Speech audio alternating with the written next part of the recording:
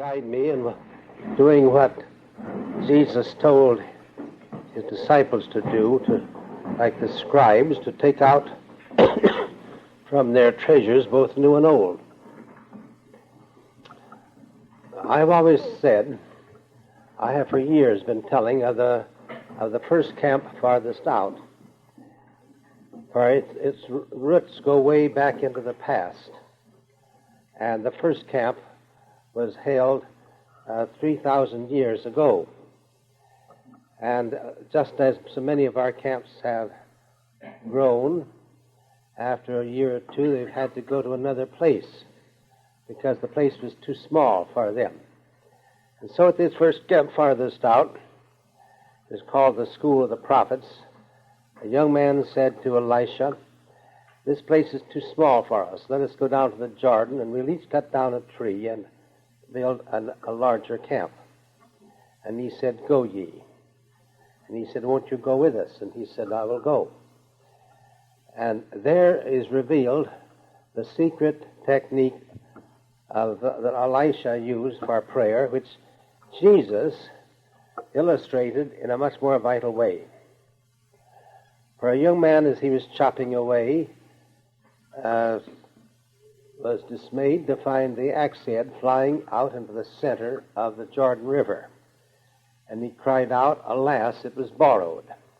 Now, I have always been reiterating that we give too much time to training ourselves in the use of the handles of life, the techniques, the methods, and the rituals and the symbols.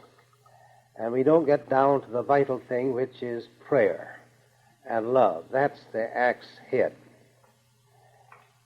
You know there's so much going on where we go merely through the motions, where we have the right gestures and the right ideas, but we don't have the power. The grace of God isn't there. And so that was true. Alas, it was borrowed. If there's any power in my message, I can claim that it's merely borrowed from above. And so now here is the technique of prayer as Elisha used it. First he said, "Where did you lose it?" That has been the method of psychiatrists from the very beginning. Psychiatry was discovered by a man named Freud. A woman came to him and wanted to tell him all about her troubles. She had so many, and she was sick in so many areas, that when he did sit down and examine her, he said, "Well, nobody could cure you. It's just hopeless. So don't come again. I don't want to take each examination. I charge you $10, and it isn't right. Don't you come again." Well, she came again. He said, "Do you hear what I said?" She said, "I don't care. My family won't let me tell them about my troubles, and it gives me so much relief to tell it to somebody that I'm perfectly willing to pay you $10 every week to just tell you all these things over and over again." So he said, "All right, sit down there." And then he turned to his book he was writing or something and went on with his work. Every week she came, he didn't pay attention to her, but one day after several months, he looked at her, and lo and behold, she was getting well. All her ailments were going. And then he made a great discovery. When you have poison in your system, and you can drain it out, you can drain it out from under that tooth, and you get cured of that rheumatism.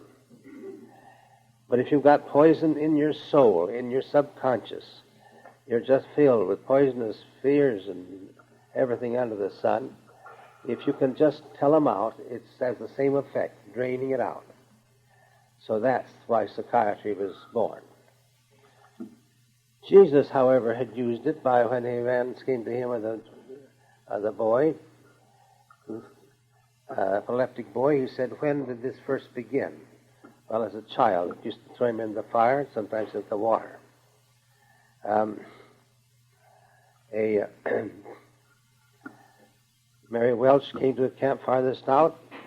She was just skin and bones. She couldn't eat peas or drink milk or eat tomatoes.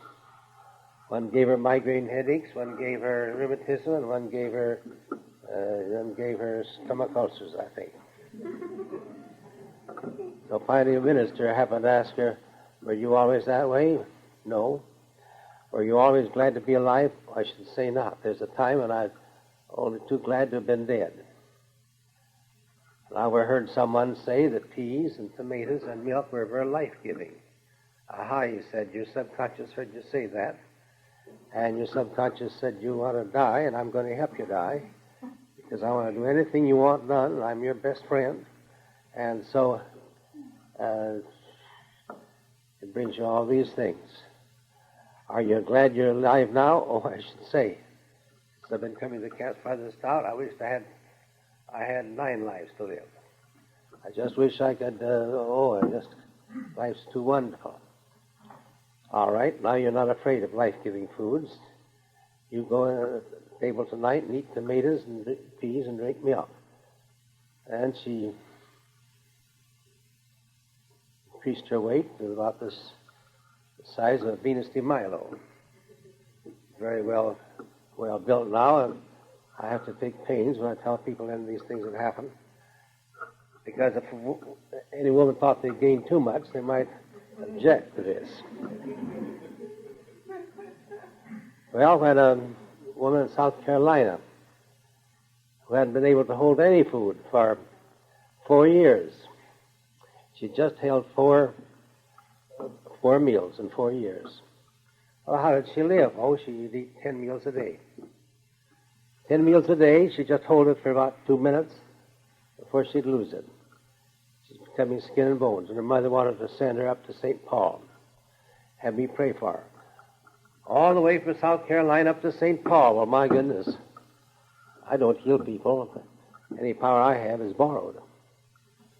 And she could invite God's power right down there in Greenville, South Carolina. So I said, "Don't you come up here." But I am going to be in Atlanta, Georgia, next month. And if you're still set on seeing me, you come over there. And she came with her husband. And I asked her, "Where did you lose this power? Where did you lose this axe head?" Well, when I was married, I was afraid if I ever got too fat, my husband stopped loving me. Aha, you're subconscious. I'm going to call that little junior. Little juniors heard you say that and said, "All right, I'll see that you don't get too fat. I'll see you don't get any fat. I'm going to do a good job. I'm going to break the world's record. Put you in the graveyard if necessary, but I'm going to look out for myself and see that I'm heralded all over the world as the greatest subconscious anyone ever had." I said, "You afraid your husband stopped loving you now?" She said, "No. He stuck through me through thick and thin, especially thin." And I said, "Well, little Junior, did you hear that? Now, you've done a wonderful job in seeing that she didn't get too fat. Now she wants to get some fat, and you be just as thorough and efficient in seeing that she gets some. You come to the hotel where I'm staying tomorrow, you two, and eat a big breakfast," which she did. 11 months later, I was in Greenville, and the church had 1,200 people in it. They had to turn away 100. I asked the pastor if they turned out that way, and he said, "I surely don't." I said, "Well, what's happened?" "You didn't give much publicity to this, I understand." He said, "No, it didn't have to." For a solid year, when anybody would meet Helen Carnes on the street, they say, "What's happened to you?" And she'd say, "Well, you come to the Methodist Church next February, and you'll see what happened to me." So she's chairman of the council ring, the Camp Farthest Out in North Carolina. Works in the prayer groups, Greenville.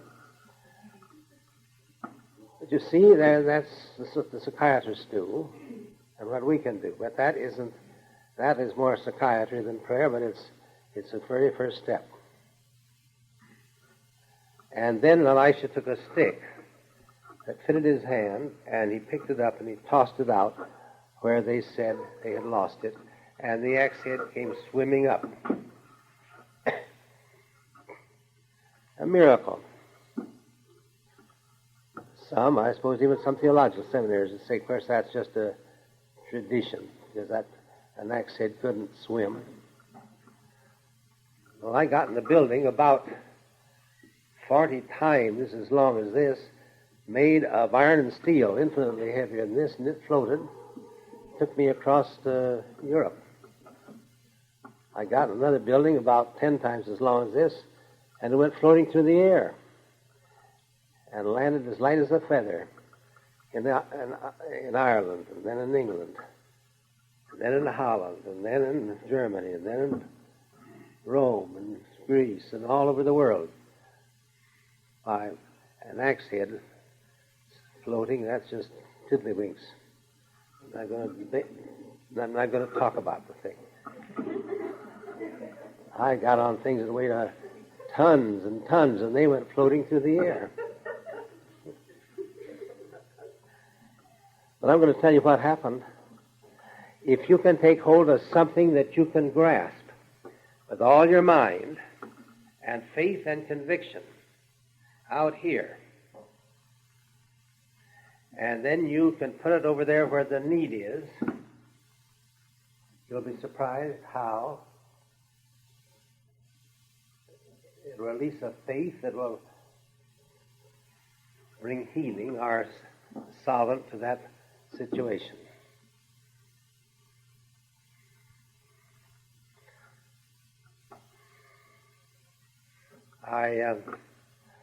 Jesus talked in parables. And I've come to see those parables were things by which he let them take hold of something they take hold of. Leaven in bread. You put some leaven in 3 measures of meal, and presently the whole loaf will be leavened. I did that once, baking a cake, and I didn't do it right. It is as hard as a brick. But the women he told that to worked. It worked. Marcia and Roland had 3 troublemakers in their church. And Marcia said, why don't you put love into them? Put the same faith that I put into, when I put some yeast into bread, the 3 measures of meal, it'll all be leavened. Now you put some love into the 3 measures of those people. And Roland said, love that deacon, huh? Who can love that deacon? Well, he had tried to bake bread once, I think, and it hadn't worked, so he didn't have the faith, but she had faith that those things worked. Well, he kept postponing it. He just kept postponing it. Finally, I think it was on New Year's, he made his New Year's resolution on once a week or perhaps once a day, he'd take 5 minutes to send love to that deacon. They had a pretty nice audience one day, and he said to the deacon, don't you think, wasn't it nice so many came? Yes, but just think of all those that didn't come. Hopeless. But after he'd been loving him for a month, there came a great storm, just at church time. And when it was over, he said to the deacon, wasn't that too bad? That storm came just at church time. Yes, but wasn't it wonderful how many came? Why, the church began to go up. But you know who was the worst person? It wasn't a man. It was an old lady.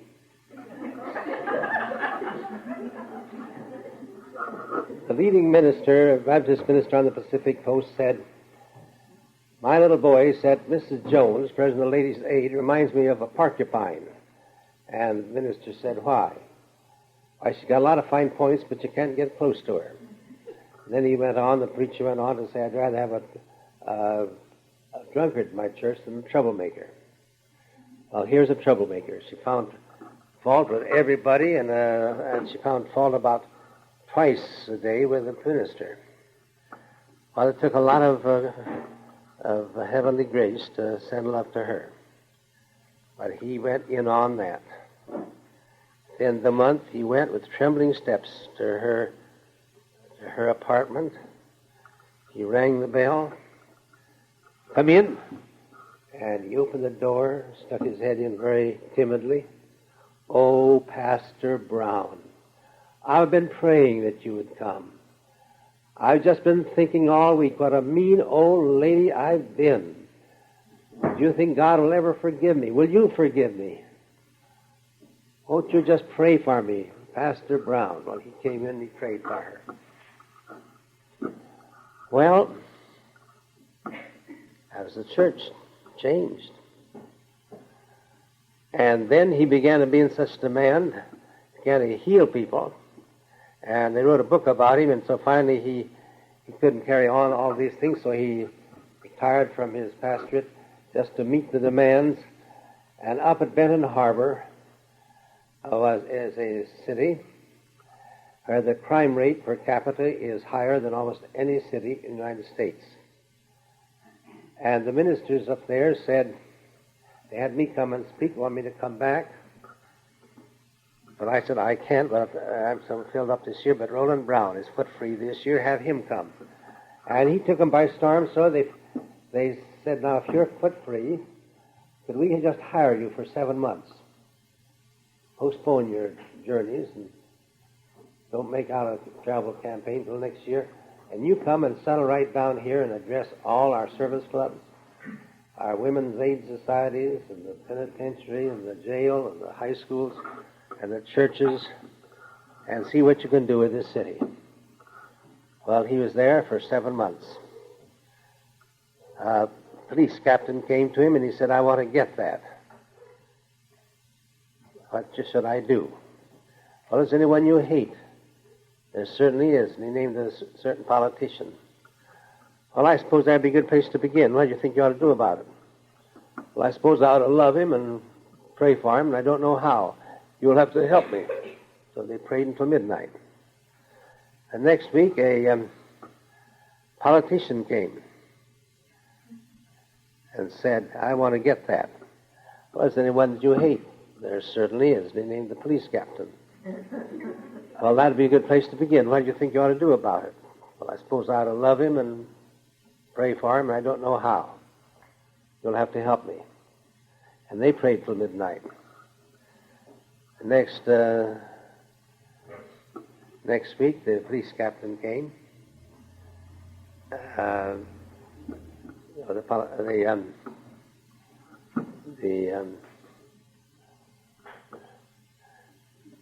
Then he told this police captain, this politician, how'd you like to pray with this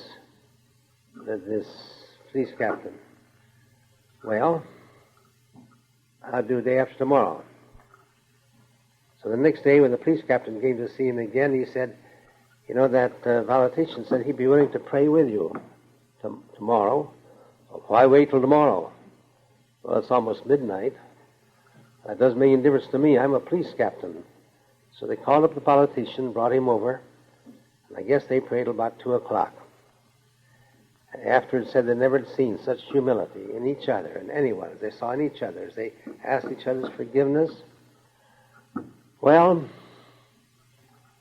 today that politician is mayor of Benton Harbor, the police captain is chief of police, and the crime rate per capita is less than almost any city in the United States. Now, these simple laws of Jesus, if you apply them, take hold of something, though, you can grasp. Now, you put some love into some situations and things will happen.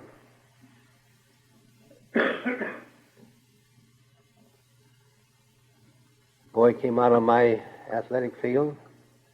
I didn't like to have him on the team. He's the son of a bartender. The toughest boy I thought ever come to college. Not the type of boy I had on my team. Next winter he came into my office and closed the door and he said, there's something wrong with my life. I always thought athletes had to be tough, and the tougher the athlete, the better the athlete. But I found the finest boys in college were the ones that ran the fastest and threw the weights the farthest. And I asked the captain what the big idea was, and he said, well, we believe here that if you want to travel far and fast, you must travel light. You must throw out the ballast. I'm full of ballast. Well, I said, supposing you open the window and throw the ballast out. said, I wish you would. You know, ballast are bad things, are often good things in the wrong place. You bring a wheelbarrow load of rich soil into here and dump on the floor. Be a sin in here, but be a virtue out in the garden. So I said, supposing we just take all that ballast, that dirt and soil out of you and throw it out the window for the gardener to cart away. He said, I wish you would. And I did, and then we prayed. And I said, I don't know if you got what I was trying to do. And he shook his hands with me a long time. He said, I think I did. Coach, thanks. And he disappeared down the hall. That night I said to my wife, I'm going to see our basketball team play. We've lost all our games, but we're going to play the champions of the state. They've got 2 all-state players worth the price of admission. They'll probably beat us 57-7.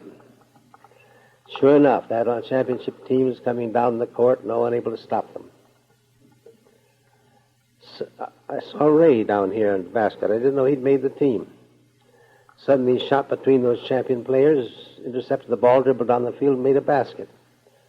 When the game ended that night, that championship team combined and made 21 points, and Ray single-handed made 23 points. He was not a brilliant basketball player. He just happened to be hot that night. Perfect coordination, spiritually, mentally, physically. Every time a ball left his fingertips, it went to the basket. When I was up at the North Dakota, with a dual meet, I heard some boys saying, I never saw anyone change in 3 months like Ray has. And they elected him captain of the track team for the next year. He made the all-round champion track athlete. He made the all-state football team. But what they referred to was his change of character. They elected him president of the YMCA, and he made the best president they ever had. Boys and girls said if they could just look in their Ray's face as they walked to the hall, their whole day would be set straight. And when he graduated, they said he's the toughest boy that ever came to the college and the finest that ever graduated.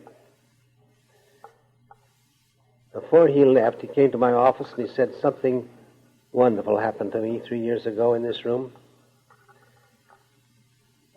Everything's gone wonderfully since then, my studies, my athletics, and my social life. And then he paused in the door and he said in a voice that I'll never forget, but there's a big barn to clean. There's a big barn to clean. I went down to the University of Wisconsin and gave a series of talks there to the YM and the YW. And Saturday afternoon came, they said the track team has stolen you. We had to rearrange the schedule because the whole track team is going to be out in the new field house, and here's to talk to them. Coach Jones introduced me as the greatest authority in America on putting a spiritual power into athletes. I wonder where he got such an idea, but he went on to say that he'd watched the McAllister boys at the drink relays, and they had something that he wished his university men would get. When I finished my talk, a handsome young man, slightly bow-legged, came up and grabbed me by the hand, and he said, I want to get that. I said, if you want it hard enough, you'll get it. When I left that field house, I was gone about 2 blocks. I looked back, and there's Coach Jones and that young man. Their eyes seemed to follow me clear to St. Paul. About 3 weeks later, I saw in the paper the Big Ten indoor field meet will be held tomorrow, and the championship lies between Ohio, Illinois, and Iowa. The next day, the paper said the surprise of the meet was the way Wisconsin ran away with the meet, led by a little bow-legged chap they couldn't stop. Well, I found there's power in throwing out the ballast. So I wrote a book on it. And a boy at this Hamlin University, our rival college, came out last in all the 2-mile runs, and his mother got sorrowful for him and gave him a copy of my little booklet, Power in Athletics. We found it didn't tell him how to breathe and how to handle your stride. It told you how to throw out the ballast, how to get tuned in to the higher powers. So he put that at his bedside and took me as the coach of the rival team to be his spiritual coach. And he read that every morning and every night.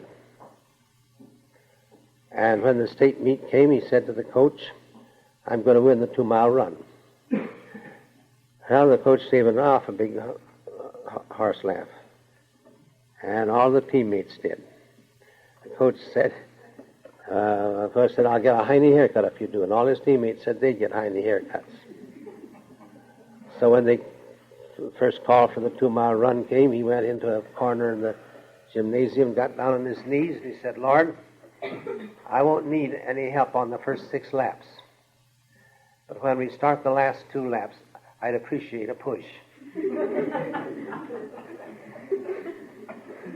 Well, if you were here, I think I'd have him get up and tell this story in his own words. It's fascinating. There he was behind all those boys, 20 of them, all beaten him before, not a chance. When he ended the 6th lap, he said, now, Lord, I'll appreciate that push. And then one by one, he began to pass these men that had beaten him before. He passed my man that had beaten him. And the Gustavus man, and on and on. When he came to the last lap, there were just 2 men ahead of him, and they were the champions that nobody had beaten. And he was just foolish enough to try to pass them, but he couldn't. So he just fell behind and trotted along behind them until he got in the back stretch. And then he said, Lord, now I need an extra push. And he just passed them as easily. And he kept increasing his lead. When he came in, he was 20 yards ahead of everybody. And all of this university were just cheering him, excepting the coach and his teammates.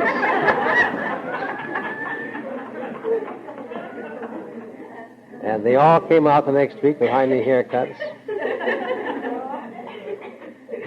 Years have gone by now, and I was speaking up in that Hamlin University neighborhood, telling about this. And I said, I can't remember his name. And a white-haired lady said, it was Bill. It was Bill.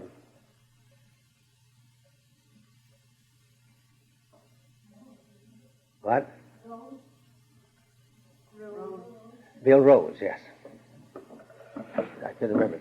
Rose, I don't think that's the last name, you know. Bill Rose.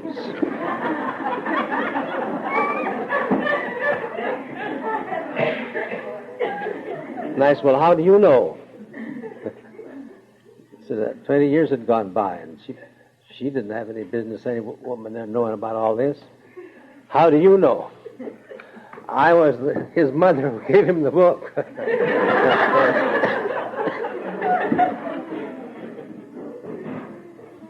So I got a letter that announcement he's being ordained as a minister now out on the Pacific Coast.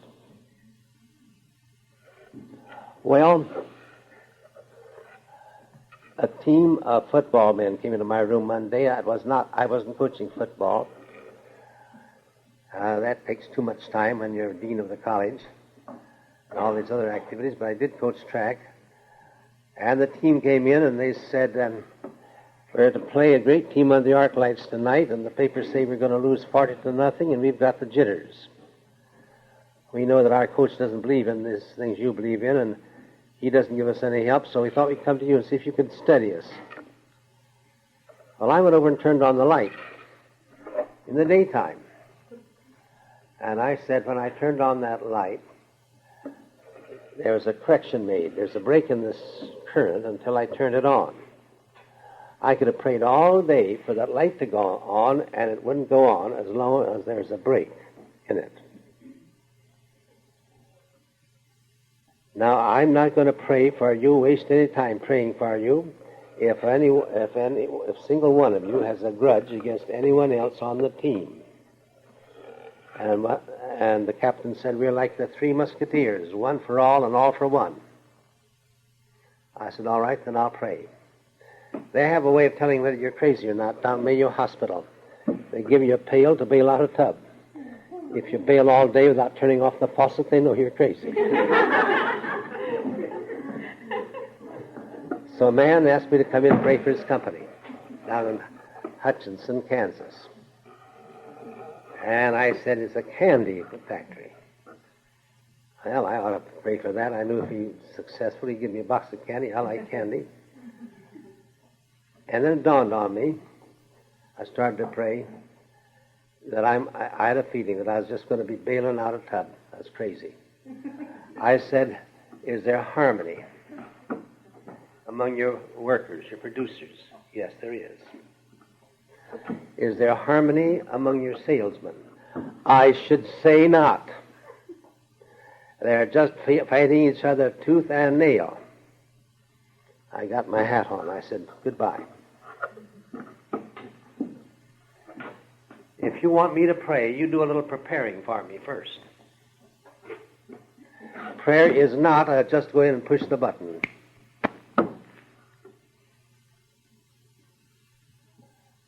Jesus himself gave that as a law when he said where two or three agree, and that word agree comes from the same Greek semi word harmony, symphony comes from. If two or three are just like an orchestra, it's perfect harmony, anything you agree upon in that spirit of harmony, ask in faith, it'll be done. If there's 120, all the more powerful. If you bring a gift to the altar and then you remember you have aught against your brother, first going to be reconciled with your brother. I said, when you can get some harmony, all right. So you see, prayer you have to do some work about it. Well, I prayed for these boys. They were like the Three Musketeers. And they went out. As they went out, each one, without a word, just took me by the hand, went out. I never felt such reverence, such appreciation. And the boys went out on the field that night. The coach, who didn't believe in this stuff, said, fellas, put on your fighting faces. Put on your fighting faces, I say. Then he turned to his assistant and he said, no wonder we've lost all our games. Those boys don't have any more fight than a bunch of sheep. They're just as peaceful looking as a bunch of cows going out to eat grass. Well, they played as no team ever played in the history of the college. I told you this afternoon how Minnesota, the poorest team in America, defeated the Red Grange, Illinois team, the greatest team. When they got together and buried the hatchet, they divided into three rival fraternities. What happened? My father went to Des Moines as a young lawyer, put his investments in an insurance company. And every manager they had is a failure. Going down. Finally, the board of directors came to Father and said, if you want to save your investment in ours, they come to the conclusion you're the man who might be able to save it, but you'll leave your law practice for a while, come in and see if you can try managing this company. Well, Father didn't know insurance, but he knew men. He invited in the agents from all over the state, and he said, well, you want to make this one big happy family. They went out and they doubled their business within a year. He became the greatest company in Des Moines, in Iowa. He became the dean of the insurance men of Iowa. It's the insurance center of the West. Father became famous. They made him manager of agents of another company, and they doubled their business within a year. They made him president of another company, they doubled their business within a year. Ralph Budd, a young man, used to come to our home and study Father's methods. When Ralph Budd was made president of the Great Northern, he used to invite me down there in St. Paul to look at his methods. He said, I'm using your father's method, and I've built out a spirit of harmony that people that are getting, men in the Ford Company, they're getting twice as big wages per day, are applying for jobs here. They'd rather be in a company where there's such harmony. And when he retired as president of the Burlington, the Time magazine said that half the railroad presidents of America had been trained by Ralph Budd. There's a college president sitting in the camp farthest out at Cronus. And he had such a long face that after some days I couldn't stand it any longer, and I asked him what the trouble was. He said, my faculty meetings are like hell. I'm behind in paying them salaries. We're $57,000 in debt. I just dread going back to them. So we prayed. 4 years later, I was in Enid, South Oklahoma, giving a series of addresses on the 50th anniversary of the founding of the Presbyterian Church. And in the mornings, they had me come out to address the chapel at Phillips University. And I found harmony and everything fine. I thought this was and Dr. Briggs put his arm around me, hurried me into his office, shut the door, and sat down, and he said, "You were surprised, weren't you?" And I said, "Why, yes, you said that everything's like hell here." And he said, "Well, I'll tell you what happened. I came back from your camp, and I sat down with my faculty for 2 hours. I told them about your football teams and about your father's business. I told them about Jesus' promise that where 2 or 3 agree, and you get that harmony. And I asked them if they'd play the game with me, and they said they would. We paid off our indebtedness. We have 4 new buildings, and they're all paid for. I've been offered the presidency of the State University 4 times at twice the salary, double the salary, and I've turned it down every time. Next year I'm to be president of the greatest men's service club in the world, the Lions Club. They'll send me all over the world, and I'll speak over the radios in all the capital cities, from Rome and Paris and London. And wherever he spoke, he usually ended by saying, "I found God in the woods of northern Minnesota." And he found the teachings of Jesus that we just rather scoff at. They work. And so, as I tell you this afternoon, we started the camps farthest out, and we have this harmony in the council rings. And only 3 times in the 300 camps have we lacked harmony. And each time we went into a deficit of somewhere between $700 and $1,200. Why, you say, well, that's so intangible. You're not practical. You just work on one end of it. Yes, I do. Just work on one end of it. Seek first the kingdom, that harmony. And that's all you need to do. So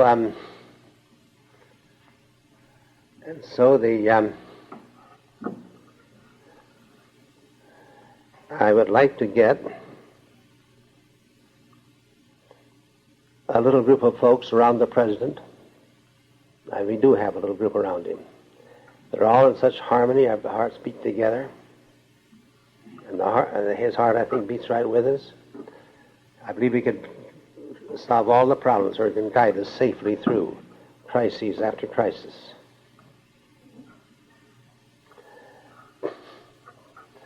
Well, here is the formula that was made the camp spread without my having to be there. I can just step out. Someday I'm going to step out and go to heaven, and then how will they run? Well, I thought that some year I'm going to just step out. Just see how it runs while I'm here, and then I'll come back the next year. Because I found I'm not essential. You're not, Christ is essential, but the thing is essential that we have that group, that spirit of harmony. And there it is. Well, don't think this is going to make you rich. When I was 40 years old, I didn't have a car. I couldn't afford to work the college professor's salary and raise 3 children, make payments on a house, and tithe my income and have a car. I didn't want to resign my teaching job.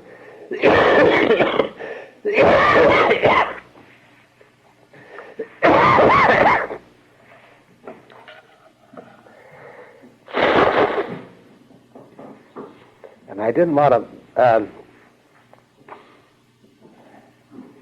to kill off my children. I didn't want to go back to renting. So I decided I'd just do without a car. On Sunday afternoons, we'd go out walking. My wife would push the little baby carriage, the little 2 months old baby. I'd pull a little wagon with the little 2-year-old, and our little 4-year-old in a white dress would trot along, inspect all the gutters in the alleys, and after about 10 blocks, we'd come back utterly exhausted and sit on the porch and watch the neighbors go out in their Cadillacs and their Fords. Thank you. Monday I said to my wife, when the children are little, we ought to have a touring car, the cheapest kind of car there is. Won't you figure up and see if you can afford it? She figured it up carefully, and she said if we had $100 more, we could safely make the payments. Otherwise, it looks like we'll be in debt for life. So in that case, we better be content to push the baby carriage. But I said, now our little child, a 4-year-old, dug a well in the seashore sand this summer, waited patiently till the tides came in and filled it. Let us think of that need for $100. That's something we can take hold of as a well in the seashore sand, and have the same faith that God's abundance could flow in and fill that need of $100 if he wants us to have that car. That's the way I like to pray for financial things. Not to say, Lord, send me to $100, send me a car. I just say, if we have the faith that little girl had in the tides, we have that. Try to have the same faith that your abundance can take care of this need, provided it's a real need. If it's a mere shadow of a well, mere wishful thinking for a car, you don't need to fill it, so we just left it. If he'd fill it, we'd know it as his way of saying we should have a car. And so we really hadn't asked him. We asked him to... We arranged the situation and told him to make his choice. The next week, a young man came to our home and said, I represent a Ford agency, and I understand you're thinking of getting a Ford touring car. Exactly what we were thinking of, but we hadn't told anyone but the Lord. That's the first time I discovered that Henry Ford must have had some private arrangement with Jehovah. We were quite startled and amazed, but we told him the situation. He said, well, if you want a car of that make, you'll have to decide by a week from Monday, or I can't guarantee a car of that make this summer. So when he left, I said to the Lord, well, if you want us to have that, you'll have to send us, fill that well by a week from Monday. So we'll just leave it to you. A week from Monday, a big long envelope came, and I opened it up and out fell a check for $108. My wife picked up the check while I read the letter. I'd been a professor at another college 12 years before, and because we tithed, I'd given $100 to this endowment fund. It is now becoming a junior college, and it was going to give back the last $100,000 to its donors. I've been connected with colleges all my professional life, and the biggest miracle ever happened to me was a college giving back some of its endowment fund. That embarrassed my wife. She said, I'm afraid the trustees will fire you if they found that an automobile came to you by prayer. They'll think you're a Christian Scientist. So that's when I began to learn how to pray. I had to fight against all those little strange quips and confusions that people thought if you had some power of prayer, you were using some magic that was not right. I have found the promises in the Bible are meant there for Presbyterians and Methodists just as much as they're meant for Christian Scientists.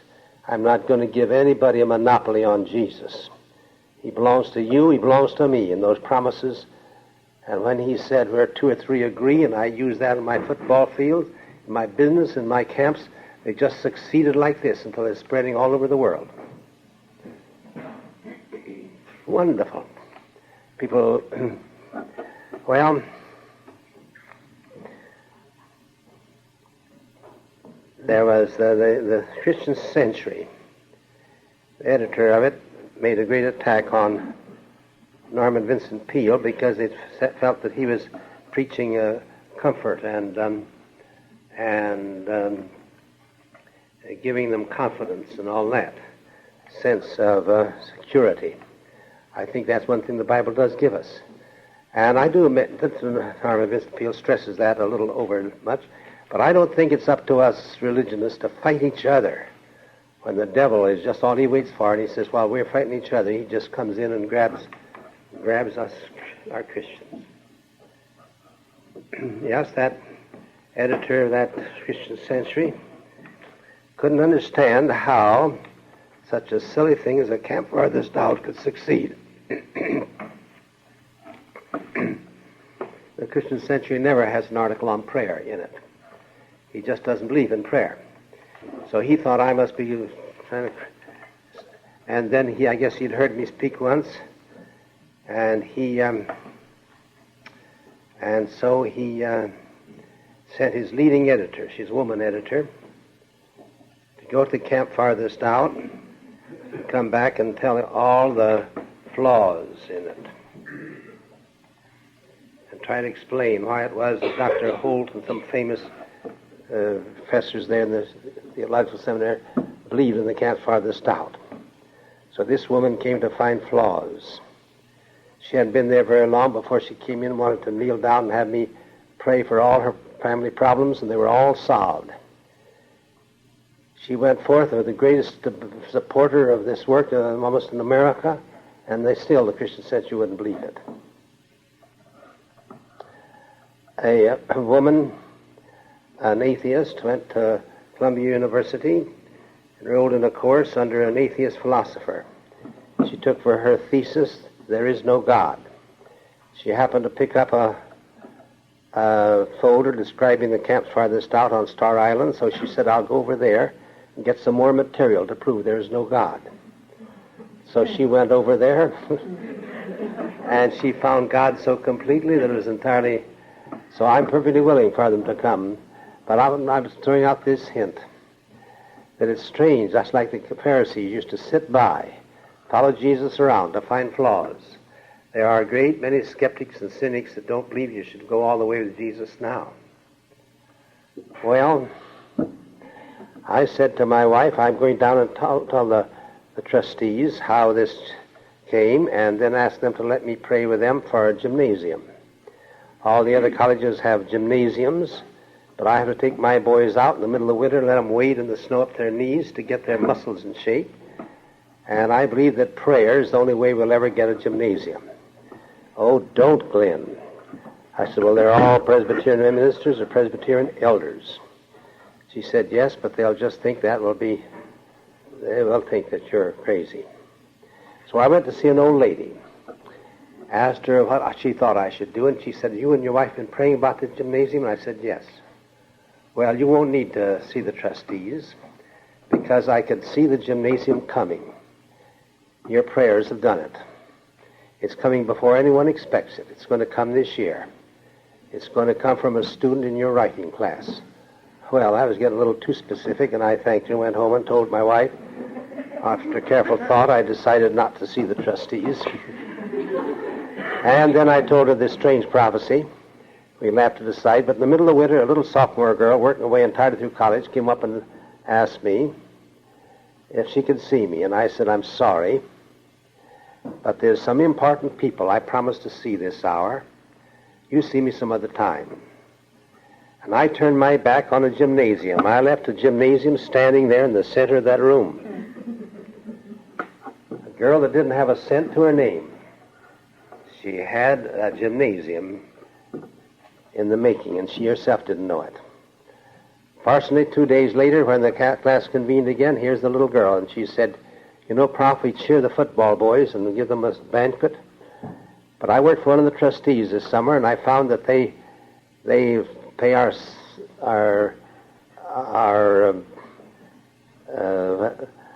deficits, and they labor for the college all these years, and we don't give them a banquet or sweaters or anything. I thought it'd be nice if the students, not the faculty, but just the students, would give a party to the trustees." I said, "That isn't your idea." She said, "What do you mean?" I said, "That's God's idea." "Oh," she said, "I know what you mean, because ordinarily an idea comes and I can let it drop, but not this. It wrestles with me every night like Jacob's angel, won't let me go, and I felt I shouldn't tell anyone but you." My knees got weak. I had to go back and sit in a chair, and I said, "Sit down here. Let's us pick out 5 representative students to present this at the next convocation. And then if it goes through, then let you and me appoint a committee on arrangement." "No," she said, "if it goes through, let the committee, speakers appoint a committee. I just have one request. Let me be out of the picture. Don't tell the students I had anything to do with it." Then I knew a gymnasium was coming when one erases themselves out of the picture that let Jesus in. Well, they presented to the student body. They gave the party. The trustees all came. The next week they sat around a table and they said, "We ought to do something for those wonderful boys and girls of ours." "Well, what do they need?" "Well, they need a gymnasium." "Well, depression, no depression. Let's give them a gymnasium." And they laid $200,000 on the table. And the finest gymnasium of any college in the Middle West went up. And we had an open winter, something I never heard of before. They could put a spade in the ground in February. And Jimmy Dixon, my long-distance runner running around that indoor track, fell in love with Lillian, and when they married, they went over to Formosa's missionaries, and U.S. Stanley Jones, who's the greatest missionary in America today, in the world today. When he came to camp farthest out in Ceylon, he said, the greatest missionary you'll find, his first name is Lillian. I don't remember her last name. I said her last name is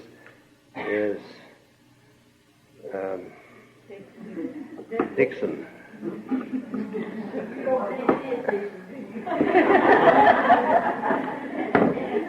And then Roland Brown said she was a student of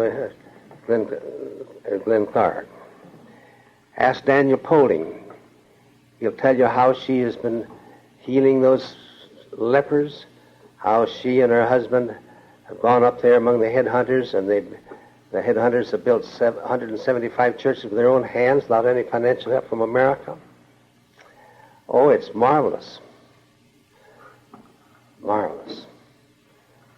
Well, I was driving her across, they were driven out with the Second World War from Formosa. I was driving Lillian across the city to speak in Minneapolis.